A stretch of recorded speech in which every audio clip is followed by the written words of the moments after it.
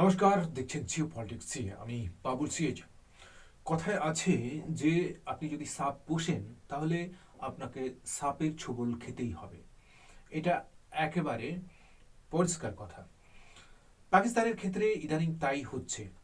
পাকিস্তান যে হিসেবে আগাগোড়া থেকেই আতঙ্কবাদকে পালন করে আসছিল, সেই আতঙ্কবাদ এখন পাকিস্তানের মানে ঘাড়ে উঠে নাচানাচি করছে। আজকে যে হিসেবে পাকিস্তানের একটা মসজিদে বোমা হামলা হয়েছে বা সুইসাইড বম্বার সেখানে গিয়ে হামলা চালিয়েছেন, বিশেষ করে সিয়া অধ্যুষিত এলাকায় যে মসজিদ ছিল সেই মসজিদের উপর হামলা হয়েছে, সেটাও আবার সুইসাইড বম্বিং। প্রায় ৩১ জনের মতো লোক মারা গেছে এবং ১৭০-এর উপর লোক জখম হয়েছে। চলুন একটা সংবাদপত্রের কাট আউটকে পড়ে নেওয়ার চেষ্টা করি। At least 31 killed, 169 injured in suicide attack at Shia Religious Center in Pakistan. ৩১ জন মারা গেছে এবং ১৬৯ জন মানুষ ইনজিওর্ড হয়েছেন, অর্থাৎ আহত হয়েছেন, এবং এটা ছিল সুইসাইড অ্যাটাক। সিয়া যে মসজিদ, শিয়া সম্প্রদায়ের যে মসজিদ, সেই সম্প্রদায়ের একটা নামাজ চলছিল আজকে শুক্রবার, এবং সেই নামাজ চলাকালীন মসজিদে একজন ঢুকে গিয়ে, অর্থাৎ সুইসাইড বম্বার সেখানে ঢুকে গিয়ে পুরো নিজেকে উড়িয়ে দিয়েছেন এবং সাথে সাথে মসজিদও উড়ে গেছে। Emergency declared in hospitals. No group immediately claimed responsibility for blast at Shia Mosque. এই সিয়া মসজিদে যে ব্লাস্টটা হয়েছে, কোনো টেরর গ্রুপ কোনো রেসপন্সিবিলিটি নেননি। আচ্ছা, এখানে রেসপন্সিবিলিটি নেবে কেন? পাকিস্তানে প্রচুর পরিমাণে সংগঠন আছে, কিন্তু বিশেষ করে যে সংগঠনগুলো এখন বেশি অ্যাক্টিভ, প্রো অ্যাক্টিভ মুডে চলে গেছে, সেই সংগঠনগুলো হচ্ছে কি যে বিএলএ, অর্থাৎ বেলুচ লিবারেশন আর্মি। তারা অনেক দিন থেকে চাইছিল যে বেলুচ তাদের একটা দেশ হোক। আমি বলেছিলাম যে ১৯৪৮ সালের দিকে তারা একটা স্বাধীন রাষ্ট্র নিজেদের মধ্যে ঘোষণা করার প্রক্রিয়া করেছিল। তো সেই সময় যে অ্যাক্টিভিস্ট বা লিডার ছিল বেলুচদের পক্ষ থেকে, তাকে ধরে নিয়ে গিয়ে এমন ভাবে মারা হয়েছে যে বাকি যারা ওর সঙ্গী সাথী বা তার সমর্থনকারী, তারা কেউই খবর পায়নি যে তাকে কি করা হয়েছে। তারপর থেকেই তো ধীরে ধীরে ধীরে এই পর্যন্ত এসে পৌঁছেছে তাদের এই আন্দোলনটা। এখন চরম পর্যায়ে পৌঁছে গেছে। কিছুদিন আগে বলতে এই সপ্তাহের মধ্যেই পাকিস্তানের যে আর্মি, সেই আর্মি একটা অপারেশন চালিয়েছিল, তাতে অনেক বেলুচ যে আন্দোলনকারী আহত হয়েছেন এবং নিহত হয়েছেন।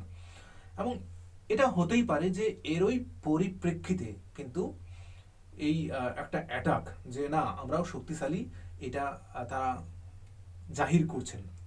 তো ব্যাপারটা বোঝাই যাচ্ছে যে কারা রেসপন্সিবিলিটি নেবে। এই মুহূর্তে বেলুচ তো রেসপন্সিবিলিটি নেবে না। কেন? কারণ তাদের উপর এমনি প্রেশার চলছে, তাদেরকে এখন মারাই কুটাই করার একটা ব্যবস্থা চলছে পাকিস্তান আর্মি দ্বারা, যাতে তারা বেশি উগ্র হয়ে না ওঠে। তো তারা তো রিস্ক নেবে না যে আমরা করেছি এই কাজটা, এই কথা তো তারা বলবে না। চলুন এই বিষয়ে আরো গভীরে যাওয়ার চেষ্টা করি। Islamabad blast news. At least 31 people were killed and 169 injured in an alleged suicide bombing incident at a Shia Muslim mosque in Pakistan's capital city of Islamabad Friday, local media reported. সেখানকার যে লোকাল মিডিয়া, যেমন আমাদের আশেপাশে এখন প্রচুর পরিমাণে Facebook বা social media, local media পাচ্ছি, সেই রকমই ইসলামাবাদের সেই জায়গায়, যেই জায়গায় বম্বিংটা হয়েছে, সেখানকার লোকাল মিডিয়া এটা কভার করেছে যে সুইসাইড বম্বিং অ্যাটেম্পট ছিল, এটা ইনসিডেন্ট ছিল, এবং সিয়া যে মস্ক, সেই মস্কের উপর এটা হামলা ছিল। দ্য এক্সপ্লোশন রকড দ্য তারলাই ইমাম বারগাহ in the Shahzad town area of the federal capital during Friday, prayer down reported. অর্থাৎ ইসলামাবাদের একটা পপুলার সংবাদপত্রের নাম হচ্ছে ডন। ঠিক আছে, এই ডনের শিরোনামে লেখা হয়েছে যে ফ্রাইডেতে প্রেয়ার করার সময় এই মস্কের উপর একটা সুইসাইড অ্যাটাক হয়েছে। The suicide bomber was stopped at the gate of the establishment, but he blew himself up, news agency PTI reported police sources as saying. নিজেকে উড়িয়ে দিয়েছে। তাহলে একেবারে ভিত্তির জায়গায় গিয়ে যদি নিজেকে উড়িয়ে দেয় তাহলে মসজিদের অবস্থা কি হবে? হয়তো পুরো ভেতরে ঢুকতে পারেনি, কিন্তু ঠিক একটা জায়গায় পৌঁছেছে বলেই তো 169 পিপল ইনজিওর্ড হয়েছে এবং 31 অলরেডি ডেথ হয়েছে। We have shifted several people to hospitals. বাকিগুলো বুঝতেই পারছেন যে হসপিটালে পাঠানোর ব্যাপার ইত্যাদি থাকবেই। চলুন, ইসলামাবাদ পুলিশ একটা বয়ান দিয়েছে, সেই বয়ানটাকে একটু জানার চেষ্টা করি। তারা যেটা বলবে সেটা তো একেবারে সঠিক বলবে, তো সেটাও একটু জানার চেষ্টা করি। Islamabad police claims TTP link, টিটিপির লিঙ্ক এখানে আছে, অর্থাৎ তাহরিক ই তালিবান পাকিস্তান এর ফুল ফর্ম।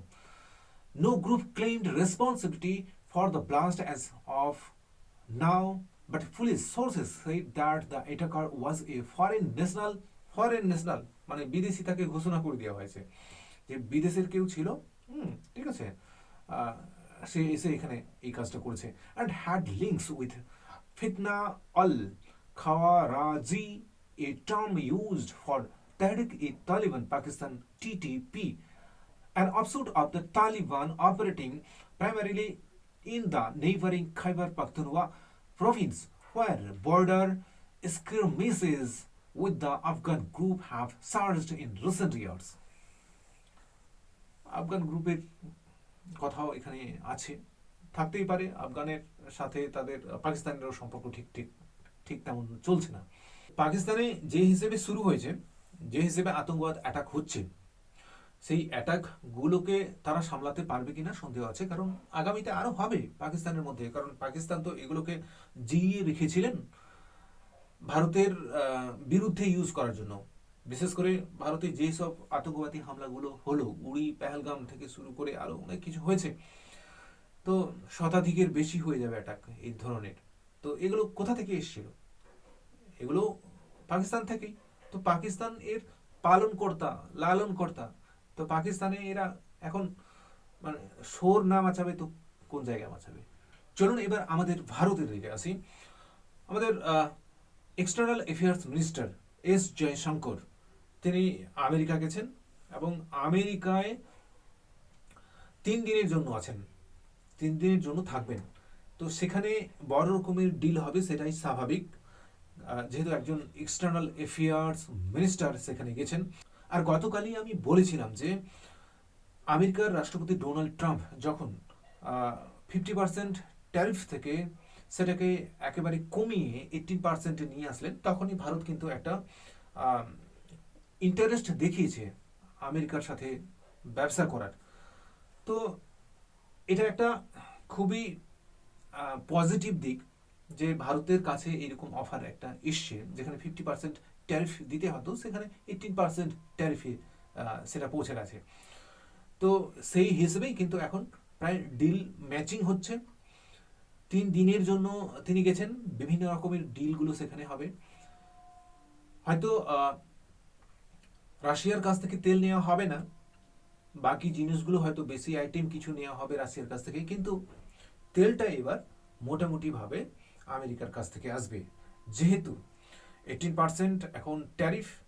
এবং এই ট্যারিফের মানে বিষয়টাকে যদি ধরে নেওয়া যায়, তাহলে ভারতের যে শেয়ার মার্কেট, দেশের যে শেয়ার মার্কেট, সেই শেয়ার মার্কেটের মধ্যেও কিন্তু একটা বুস্ট দেখা যাবে। ধন্যবাদ এই প্রতিবেদন দেখার জন্য। যদি আপনাদের ভালো লাগে অবশ্যই চ্যানেলটি সাবস্ক্রাইব করবেন।